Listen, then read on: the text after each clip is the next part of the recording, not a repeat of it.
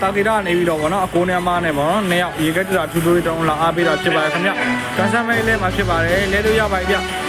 ကံကောင်းပါစေခင်ဗျာတဲ့ကံကောင်းပါစေခင်ဗျာအားပါပါ